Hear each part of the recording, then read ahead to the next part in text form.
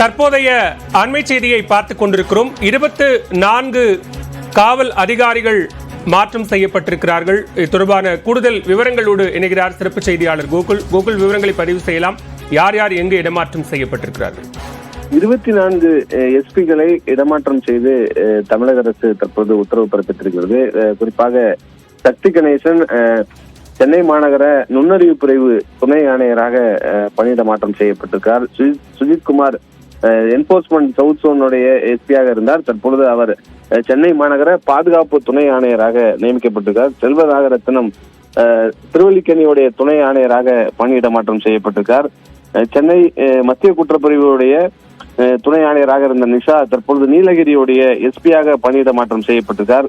ஹரிகிரண் பிரசாத் கடலோர பாதுகாப்பு எஸ்பியாக இருந்தார். அவர் மயிலாப்பூருடைய துணை ஆணையராக பணியிட மாற்றம் செய்யப்பட்டிருக்கார். அதே போல திருப்பத்தூர் எஸ்பியாக இருந்த ஆல்பர்ட் ஜான் தூத்துக்குடி எஸ்பியாகவும், திருவண்ணாமலை எஸ்பியாக இருந்த கார்த்திகேயன் கோயம்புத்தூர் எஸ்பியாகவும் பணியிட மாற்றம் செய்யப்பட்டிருக்கார்கள். அதே போல ஸ்ரேகா குப்தா துணை ஆணையர் புலவர் பஜார், அதாவது பூக்கடையுடைய துணை ஆணையராக இருந்தார். அவர் திருப்பத்தூர் எஸ்பியாக பணியிட மாற்றம் செய்யப்பட்டிருக்கார்.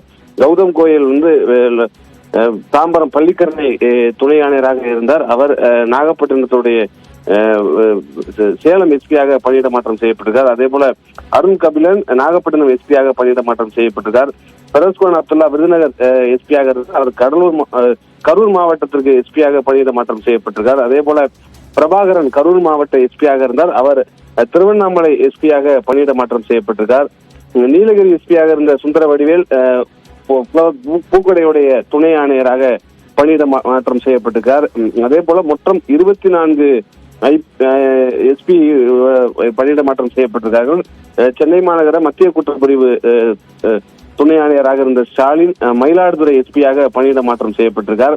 மகேஸ்வரன் சென்னை மாநகர பாதுகாப்பு துணை ஆணையராக இருந்தார். அவர் தர்மபுரி எஸ்பியாக பணியிட மாற்றம் செய்யப்பட்டிருக்கார். அண்ணா நகர் துணை ஆணையராக இருந்த சீனிவாசன் தென்காசி மாவட்ட எஸ்பியாக பணியிட மாற்றம் செய்யப்பட்டிருக்கார். மதிவண்ணன் சேலத்துடைய துணை ஆணையராக இருந்த சேலம் மாநகர துணை ஆணையராக இருந்தார். அவர் வேலூர் எஸ்பியாக பணியிட மாற்றம் செய்யப்பட்டிருக்கார்.